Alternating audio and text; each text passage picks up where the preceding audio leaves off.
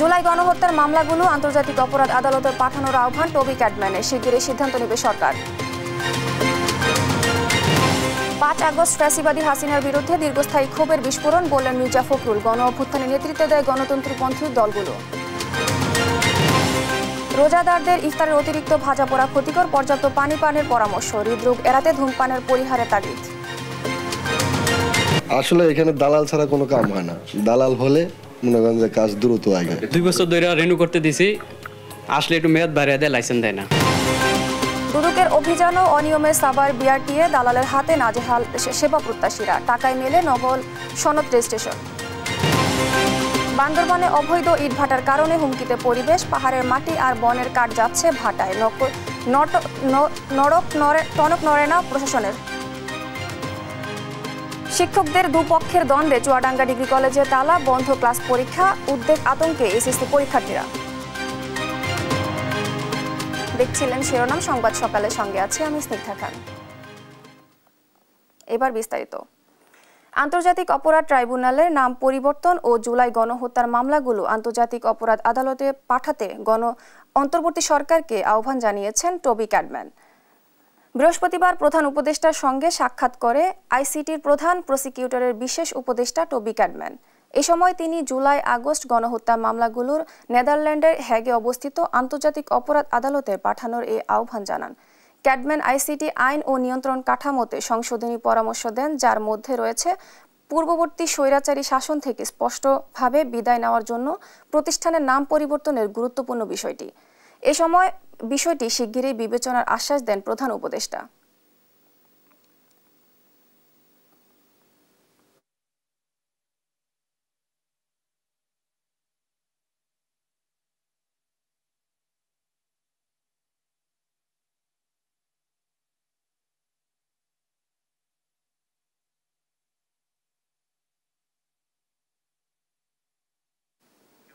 সংলাপের পর রাজনৈতিক দলগুলো জুলাই চার্টার স্বাক্ষর করবে। এর একটি অংশ বর্তমান সরকার ও বাকি অংশ রাজনৈতিক সরকার বাস্তবায়ন করবে বলে জানিয়েছেন প্রধান উপদেষ্টা ডক্টর মোহাম্মদ ইউনূস।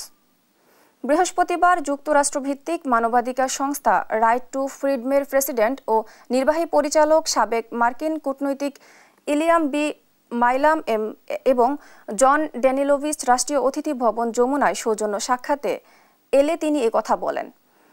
ঘণ্টাব্যাপী বৈঠকে প্রধান উপদেষ্টা জানান, যদি রাজনৈতিক দলগুলো নির্বাচনের আগে সীমিত সংস্কারে সম্মত হয় তাহলে ভোট ডিসেম্বরেই হতে পারে, অন্যথায় আগামী বছরে জুনের মধ্যে নির্বাচন হবে।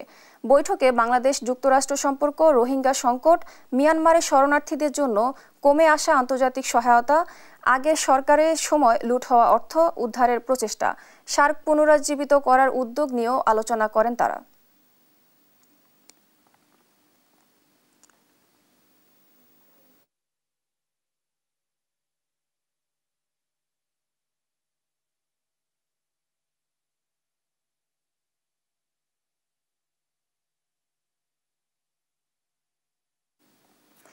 এদিকে ভ্যাটিকান সিটিতে মানব ভ্রাতৃত্ব বিষয়ক বিশ্ব সম্মেলনে যোগদানের জন্য প্রধান উপদেষ্টা অধ্যাপক মোহাম্মদ ইউনূসকে আমন্ত্রণ জানিয়েছে পোপ ফ্রান্সিস।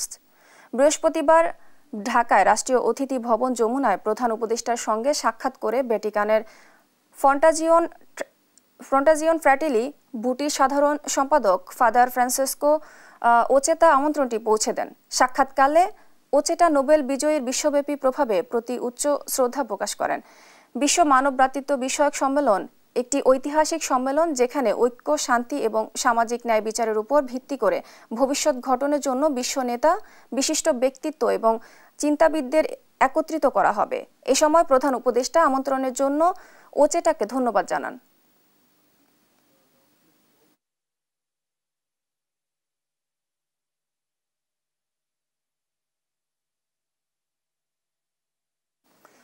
প্রথম দ্বিপক্ষীয় সফরে চীন যাচ্ছেন প্রধান উপদেষ্টা ডক্টর মোহাম্মদ ইউনূস। আগামী ২৬ মার্চ দেশটির প্রেসিডেন্ট শি জিনপিং এর পাঠানো বিশেষ ফ্লাইটে দেশটির উদ্দেশ্যে রওনা দেবেন তিনি। সফরে বোয়া ফোরাম ফর এশিয়া সম্মেলনে অংশগ্রহণের পাশাপাশি প্রেসিডেন্ট জিনপিং এর সঙ্গে ডক্টর ইউনূসের একান্ত বৈঠকের সম্ভাবনা রয়েছে। আরও জানাচ্ছে তাইফুর রহমান তুহিন।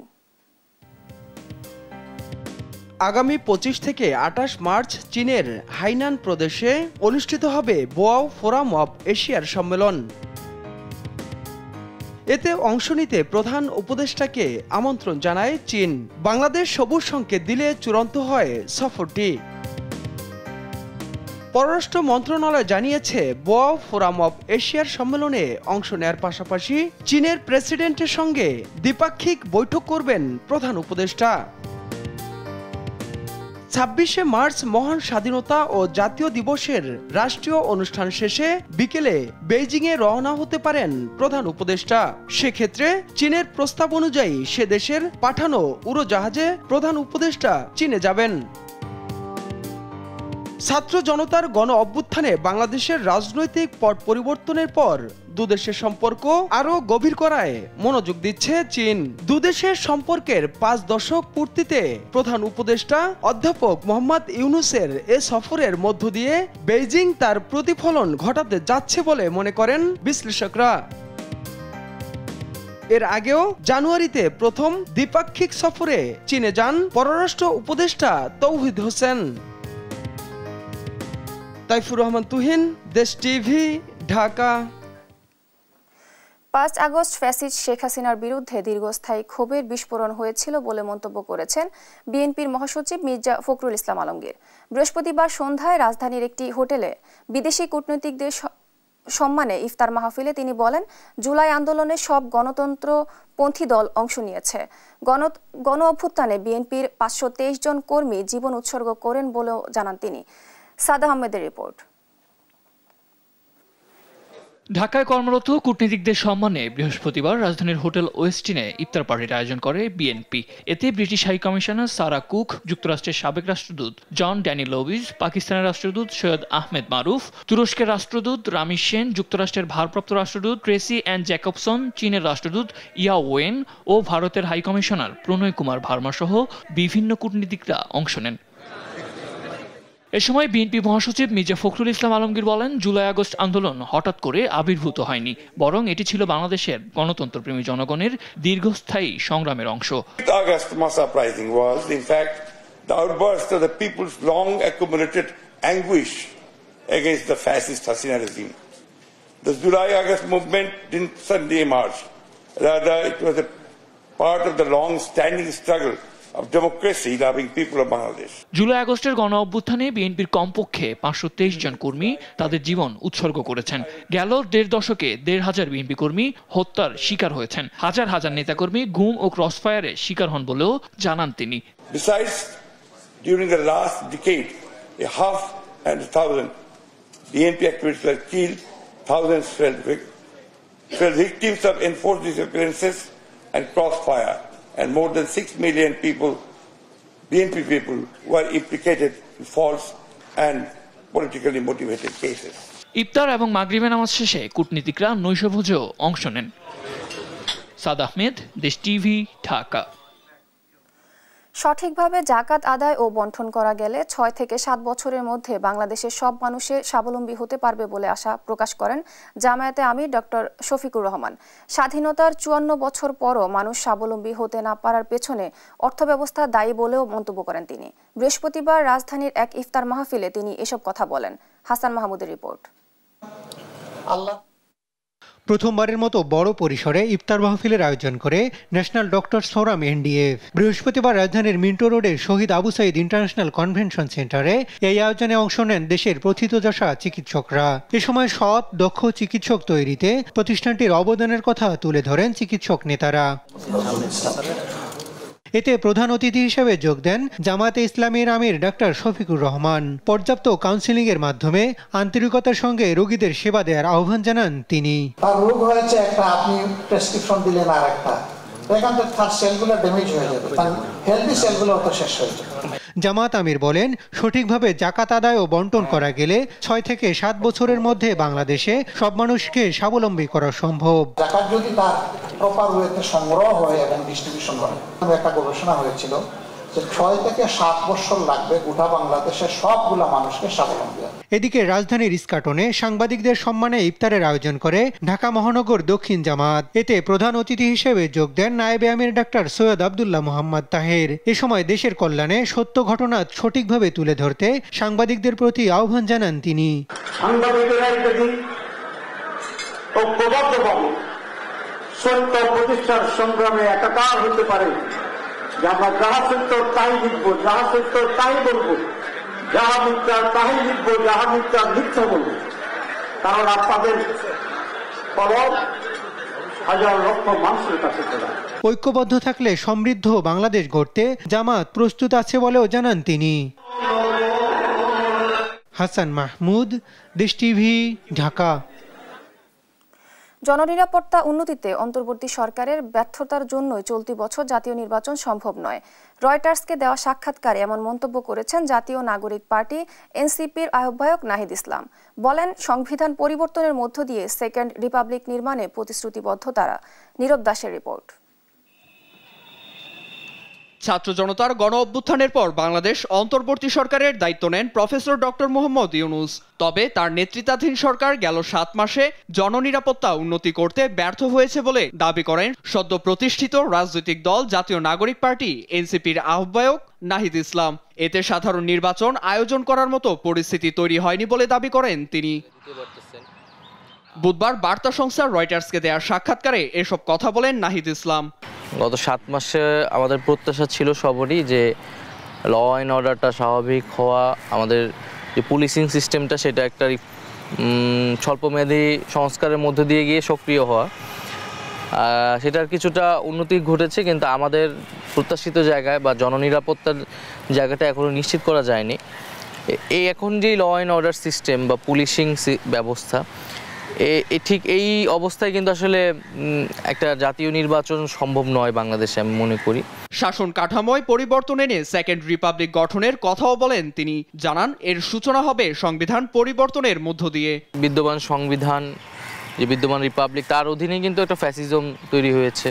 গত 54 বছর তার অধীনেই বারবার গণতন্ত্র মুখ থুবড়ে পড়েছে, এবং সর্বশেষ এরকম একটি গণহত্যার মতো ঘটনা সংঘটিত হয়েছে।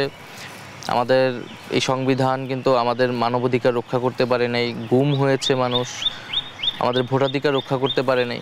ফলে সংবিধানের প্রতি জনগণের সেই আস্থা নেই। ফলে আমাদের নতুন করে যদি আমরা সেই আস্থা তৈরি করতে চাই, আমাদের সেই সাংবিধানিক ভিত্তি পরিবর্তন আসলে প্রয়োজন। এছাড়া নির্বাচনে ক্ষমতাচ্যুত দল আওয়ামী লীগকে সুযোগ দেওয়া হবে কিনা এমন প্রশ্নের জবাবে নাহিদ জানান, ফ্যাসিস্ট আওয়ামী লীগকে সুযোগ দেওয়া উচিত হবে না। আওয়ামী লীগ ইতিহাসে বারবার গণতন্ত্রকে হত্যা করে ফ্যাসিজম বাকশাল কায়েম করেছে। বাংলাদেশে তাদেরকে আর তৃতীয়বার সুযোগ দেওয়া উচিত নয়, যেহেতু গণতন্ত্রের যে কোর প্রিন্সিপালগুলো সেটার সাথেই তারা আসলে একমত নয়। তারা একটা সন্ত্রাসী সংগঠনে পরিণত হয়েছে, ফ্যাসিস্ট সংগঠনে পরিণত হয়েছে। নবগঠিত দল সার্বজনীন রাজনীতি প্রতিষ্ঠায় কাজ করছে বলেও জানায় এনসিপি আহ্বায়ক। নীরব দাস, নিউজ ডেস্ক, দেশ টিভি।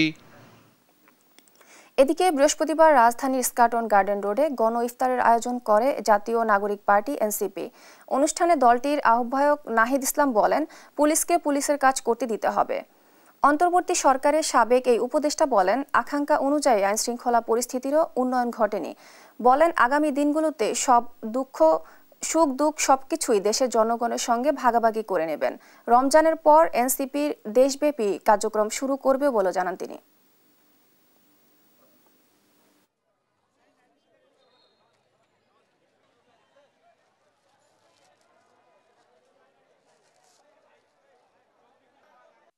আমাদের সমাজে এখন আমরা নানা রকম অস্থিরতা দেখতে পাচ্ছি। পুলিশকে অবশ্যই সক্রিয় হতে হবে, পুলিশের কাজটা পুলিশকেই করতে দিতে হবে।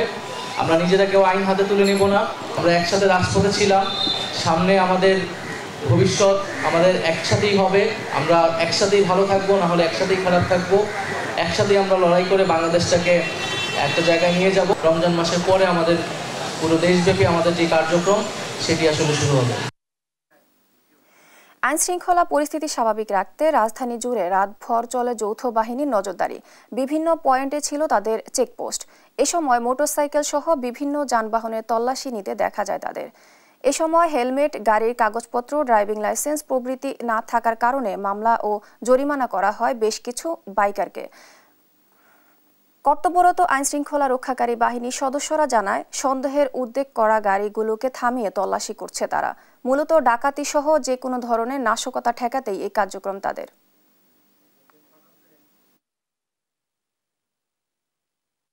বাংলাদেশ সেনাবাহিনী এবং বাংলাদেশ পুলিশ এই দুইটা বাহিনীর সমন্বয়ে যৌথ বাহিনীর অভিযান হয়।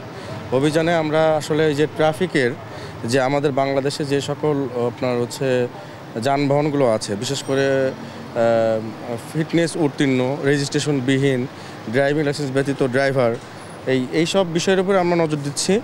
এবং আজকে আমরা বিশেষ করে মোটর সাইকেলের অনেক মামলা করেছি। রোজাদারদের স্বাস্থ্য ঝুঁকি এড়াতে পর্যাপ্ত পানি পান ও যথাযথ তেলে ভাজা ও খাবার এড়িয়ে চলার পরামর্শ দিয়েছেন চিকিৎসকরা। হৃদরোগের ঝুঁকি এড়াতে ধূমপান পরিহারের পরামর্শ দিয়েছেন হৃদরোগ বিশেষজ্ঞরা। রোজায় খাদ্যাভ্যাস নিয়ে এনআই নাহিদের প্রতিবেদন। সারাদিন রোজা শেষে মুখরোচক খাদ্য সামগ্রী দিয়ে ইফতার সারেন রোজাদাররা। যদিও স্বাস্থ্যসম্মত খাবারের প্রতি অমনোযোগী অনেকেই। কোষ্ঠকাঠিন্য, বদহজম ও পেট ফাঁপা, নিম্ন রক্তচাপ, মাথা ব্যথা, গ্যাস্ট্রিক, আলসার, বুক জ্বলাসহ নানা ঝুঁকিপূর্ণ ও জটিল রোগে আক্রান্তদের সেহরি ও ইফতারে কি খাওয়া উচিত সে পরামর্শ দিয়েছেন চিকিৎসকরা। খাবারের ক্ষেত্রে ভাজা পোড়া বলি, যেগুলো আমরা আসলে আমাদের ট্র্যাডিশন, বাংলাদেশের যে ট্র্যাডিশন, বুট, বড়া, ছোলা, এগুলো কিন্তু শরীরের জন্য ভালো না, কারণ ট্রান্সফ্যাট তৈরি হয়। আমরা অনেকেই ট্রান্সফ্যাটের ব্যাপারে জানি, যেটা শরীরের জন্য আসলে খুবই ক্ষতিকর একটা কোলেস্টেরল। রমজানে আমাদের চা বা কফির প্রতি একটা আসক্তি থাকে। আমি বলবো চা এবং কফি পরিমিত মাত্রায় সেবন করবেন, কারণ চা এবং কফির ভিতরে ক্যাফেইন থাকে, যেটা কিনা আপনাকে পানি শূন্য করে ফেলতে পারে। পর্যাপ্ত পরিমাণে পানি পান ও ভাজা পোড়া সহ তৈলাক্ত খাবার যথাসম্ভব পরিহারের পরামর্শ চিকিৎসকদের। এই রমজান সুস্থ থাকতে গেলে জানতে হবে যে এই খাবারের পরিমাণটা ইফতার থেকে সেহরি পর্যন্ত এই সময়টার মধ্যে আমাকে পানিটা ঠিক মতো খেতে হবে, কারণ শরীর যেহেতু আমাদের ডিহাইড্রেটেড হয়ে যাচ্ছে রমজানের মধ্যে প্লাস রোদের জন্য, সে কারণে পানিটা পর্যাপ্ত পরিমাণে খেতে হবে, 10 থেকে 12 গ্লাস। এবং যদি আমি লিকুইড জাতীয় খাবারটা বেশি রাখি, তাহলে পানি বা ফলমূল রাখি, তাহলে কিন্তু পানির ভাবটা পূর্ণ হয়ে যাচ্ছে। সুস্থ দেহে সুন্দরভাবে রোজা পালনে স্বাস্থ্যসম্মত খাবার গ্রহণ করবেন রোজাদাররা, এমনটাই পরামর্শ তাদের। এনআই নাহিদ, দেশ টিভি, ঢাকা। জাতীয় পর্যায়ে গৌরবোজ্জ্বল ও কৃতিত্বপূর্ণ অবদানের জন্য এবার 8 জনকে দেওয়া হচ্ছে দেশের সর্বোচ্চ রাষ্ট্রীয় পুরস্কার স্বাধীনতা পদক। বদিরউদ্দিন উমর বাদে পদকপ্রাপ্ত সবাই প্রয়াত গুণীজন। পদকের জন্য মনোনীত অন্যরা হলেন এমএজি ওসমানী, ফজলে হাসান আবেদ, জামাল নজরুল ইসলাম, আজম খান, আল মাহমুদ, নভেরা আহমেদ ও আবরার ফাহাদ। আরও জানাচ্ছেন আপন অপু। জাতীয় পর্যায়ে গৌরবোজ্জ্বল ও কৃতিত্বপূর্ণ অবদানের জন্য দেয়া হয় দেশের সর্বোচ্চ রাষ্ট্রীয় পুরস্কার স্বাধীনতা পদক। নিজ নিজ ক্ষেত্রে অসামান্য অবদানের স্বীকৃতি স্বরূপ স্বাধীনতা পদক 2025 পেতে যাচ্ছেন 8 ব্যক্তি।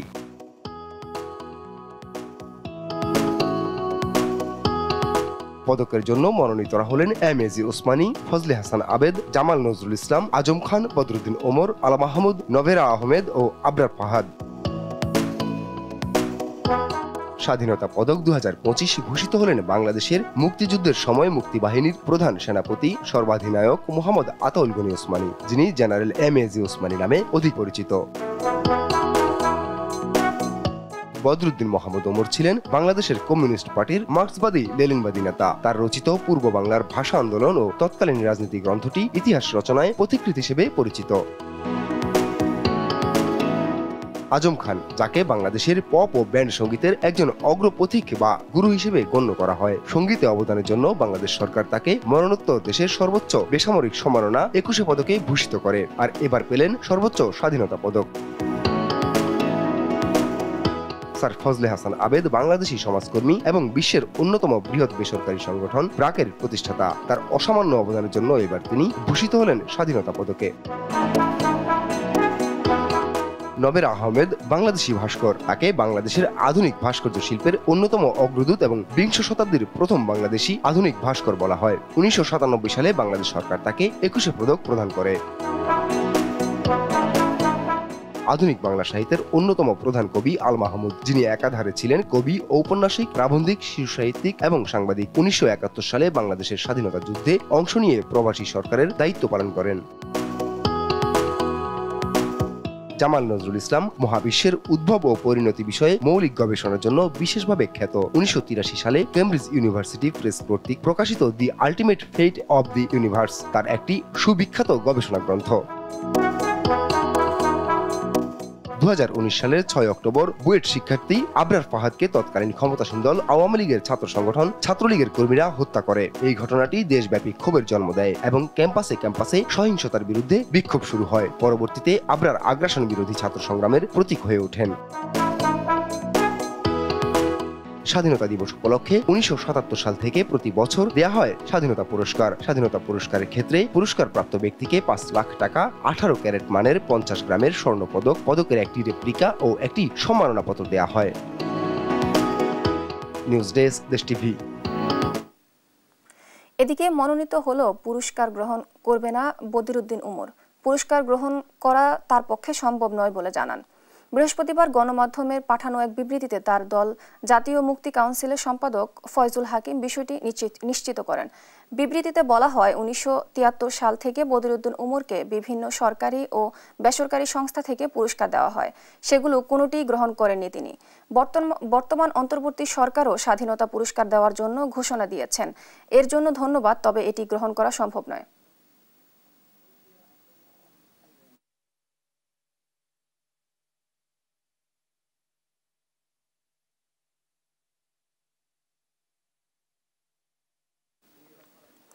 আসন্ন ঈদ উল ফিতর উপলক্ষে অগ্রিম টিকিট ও যাত্রী পরিবহনের প্রস্তুতি সম্পূর্ণ করেছে বাংলাদেশ রেলওয়ে। ঈদে অন্তনগর ট্রেনে অগ্রিম টিকিট বিক্রি আগামী 14 মার্চ থেকে শুরু হচ্ছে, যা চলবে 20 মার্চ পর্যন্ত। এ সময় 24 থেকে 30 মার্চের টিকিট পাবেন যাত্রীরা। বৃহস্পতিবার রেল মন্ত্রণালয়ের সচিব মোহাম্মদ ফাহিমুল ইসলাম এ কথা জানান।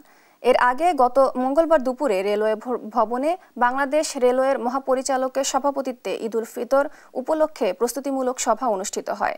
রেলওয়ে কর্তৃপক্ষ জানায়, ঈদে বেশ কয়েকটি রুটে বিশেষ ট্রেন চালানো হতে পারে, তবে কয়েকটি বিশেষ ট্রেন চলবে তা এখনও চূড়ান্ত হয়নি। যাত্রী চাহিদা অনুযায়ী রুট চূড়ান্ত করা হবে।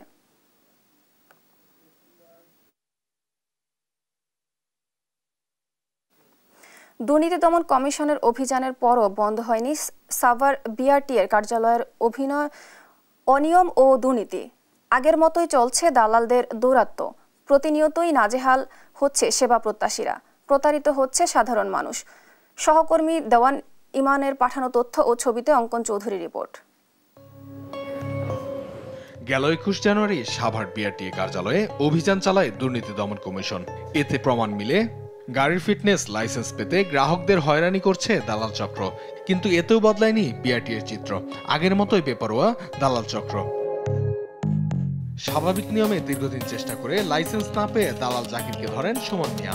বাড়তি টাকার বিনিময়ে লাইসেন্স ইস্যু হলে তা সংগ্রহ করতে গিয়ে জানতে পারেন আরও টাকার জন্য লাইসেন্স নিয়ে গেছেন দালাল জাকির, যার কোনোটাই আইন সিদ্ধ নয়। কার্ড ওনারা বলতেছে যে অফিসে নাই, এখন যার মাধ্যমে দিছিলাম উনি বাসায় নিয়ে গেছে, তাহলে এই চিলিপটার দাম রইল কি আমার? বিআরটিএ কার্যালয়টিতে একজন মোটরযান পরিদর্শক সহ 3 জন নিয়োজিত থাকলেও অফিস চলে দালালদের মাধ্যমে।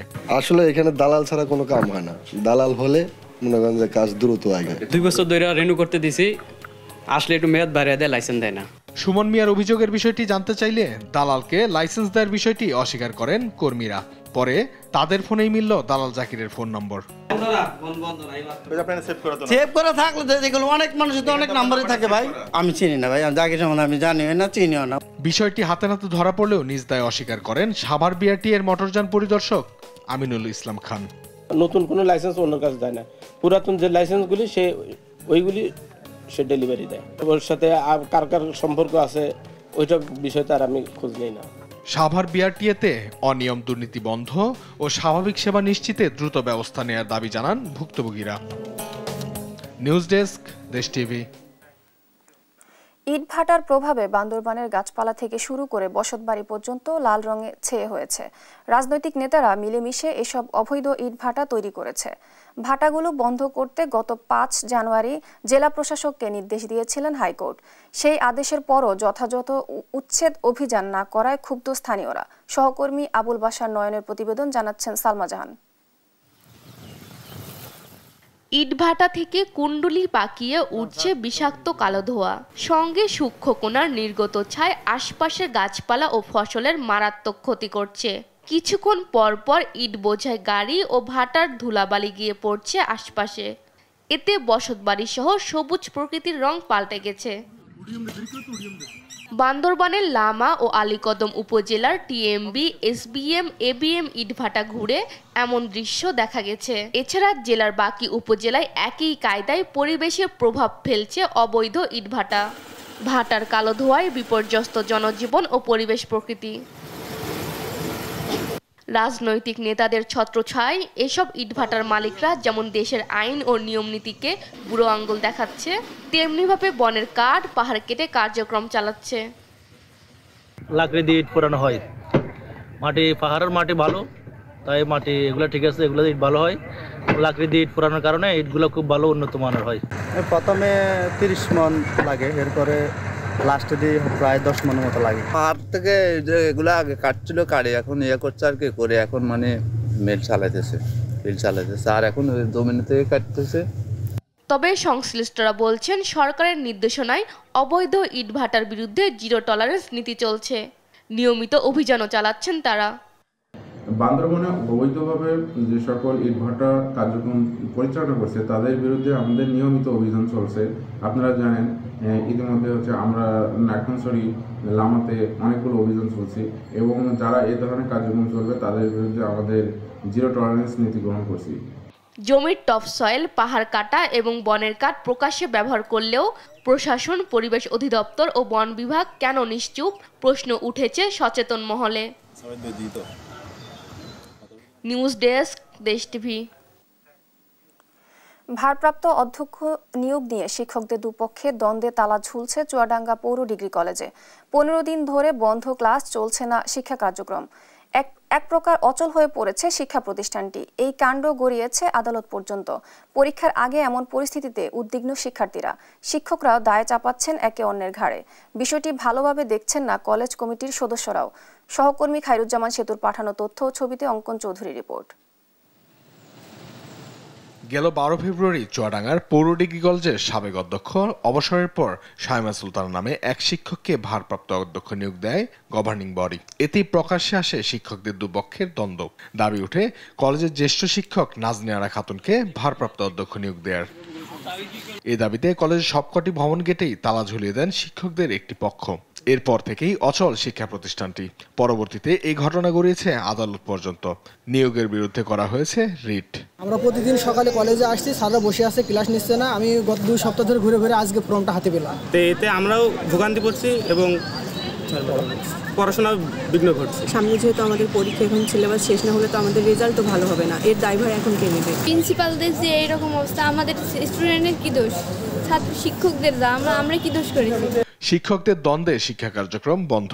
ক্লাস না হওয়ায় শিক্ষার্থীরা পিছিয়ে পড়েছেন। এতে পরীক্ষার আগে উদ্বেগ বাড়ছে। আমি একজন শিক্ষক প্রতিনিধি হিসেবে বলবো যে কোনো ব্যক্তির স্বার্থ না দেখে, প্রতিষ্ঠানের স্বার্থ দেখে যেভাবেই হোক এটার একটা সমাধান করা দরকার। এখানে আমরা সবাই ক্ষতিগ্রস্ত হচ্ছে, শিক্ষক, কর্মচারী, এমনকি আমাদের ছাত্রছাত্রীরা সবচেয়ে বেশি ক্ষতিগ্রস্ত হচ্ছে।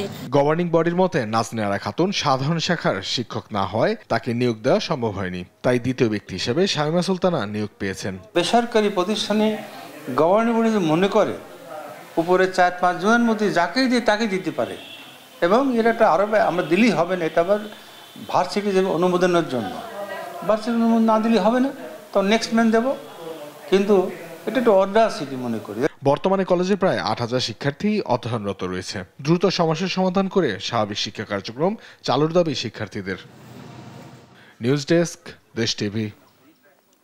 কালো ধূসর রঙের পাথর আর পোড়ামাটির ইটে গড়া নওগাঁর কুসুম্বা শাহী মসজিদ। 500 বছরের বেশি সময় ধরে ইসলামের ঐতিহ্য ধারণ করে টিকে আছে এটি। 5 টাকার নোটে মুদ্রিত আছে এই মসজিদের ছবি। মসজিদটির দারুণ সব কারুকাজ দেখতে ছুটির দিনে দর্শনার্থীরা ভিড় করেন। অনেকে আবার নামাজ পড়েন, মনোবাসনা পূরণের মানত করে কেউ কেউ। কাজী কামাল হোসেনের প্রতিবেদন জানাচ্ছেন টুম্পা আফরোজ। নওগাঁ জেলা শহর থেকে ৩৫ কিলোমিটার দূরে মান্দা উপজেলার কুসুম্বা ইউনিয়নের কুসুম্বা গ্রামে অবস্থিত ঐতিহ্যবাহী কুসুম্বা শাহী মসজিদ। এ মসজিদটিকে মুসলিম ঐতিহ্যের উজ্জ্বল নিদর্শন বলা হয়। হিজরি ১৯১০ সালে সুলতানি আমলে মসজিদটির নির্মাণ কাজ শুরু হয়ে ৫৬ বছরে সম্পন্ন হয় নির্মাণ। আফগান শাসক সুলতান গিয়াসউদ্দিন বাহাদুর শাহের রাজত্বকালে সুলতান সোলাইমান নামে এক ব্যক্তি দিল্লি সহ বিভিন্ন স্থান থেকে শ্বেতপাথর কালো পাথর এনে মসজিদটি নির্মাণ করেন, যার প্রস্থ ৫২ ফুট, দৈর্ঘ্য ৫৮ ফুট আর উচ্চতা ৪২ ফুট। চারদিকের দেয়াল ৬ ফুট পুরু। মসজিদের সম্মুখভাগে রয়েছে ৩টি দরজা। ছাদের ওপর ২ সারিতে নির্মিত মোট ৬টি গম্বুজ রয়েছে। এছাড়াও মসজিদের সামনে রয়েছে ৭৭ বিঘা আয়তনের বিশাল এক দিঘি। কালো ও ধূসর রঙের পাথর আর পোড়ামাটির ইটে গড়া দৃষ্টিনন্দন মসজিদটির দারুণ সব কারুকাজ দর্শনার্থীদের এখনো আগের মতোই মুগ্ধ করে। প্রত্নতাত্ত্বিক নিদর্শনের এই স্থাপত্যটি দেখতে অনেকে কৌতূহলোদ্দীপক হয়ে প্রতিনিয়ত দূর দূরান্ত থেকে আসেন এখানে। কেউ নামাজ আদায়, আবার কেউ মনোবাসনা পূরণ করতেও মানত নিয়ে ছুটে আসেন কুসুম্বা মসজিদে। মনের মণিকোটে একের পর এক প্রশ্ন আঘাত হানতে থাকে, কে কখন কতদিনে বস্তিটি বানিয়েছিল। আসলে এমন এক অনবদ্য সৃষ্টি এই মান্দার কুসুম্বা শাহী মসজিদ। জুম্মার নামাজ আদায় করে আল্লাহর কাছে ফরিয়াদ জানাবো, যদি আল্লাহ আমাকে একটা নেক সন্তান দান করে। সেই ছোটবেলায় ৫ টাকার নোটে এটা সবসময় দেখতাম। পাথরের খোদাই করা অনেক কারুকার্যগুলো বেশ চমৎকার ছিল, আমার খুবই ভালো লেগেছে। তবে কোনো মসজিদ বা পাথরের কাছে নয়, নামাজ পড়ে আল্লাহর কাছে চাইলেই মনোবাসনা পূরণ হবে জানান মসজিদটির খতিব। আমাদের মনের বাসনা পূর্ণ করার জন্য এই মসজিদে এসে নামাজ আদা করে আল্লাহ রাব্বুল আলামিনের কাছে আমাদেরকে চাইতে হবে। আল্লাহ ছাড়া যদি আমরা অন্য কারোর কাছে চাই সেটা শিরক হবে। ৫ টাকার নোটে স্থান পেয়েছে ৫২০ বছরের পুরনো ঐতিহ্যবাহী এই কুসুম্বা মসজিদটির ছবি। নিউজ ডেস্ক, দেশ টিভি।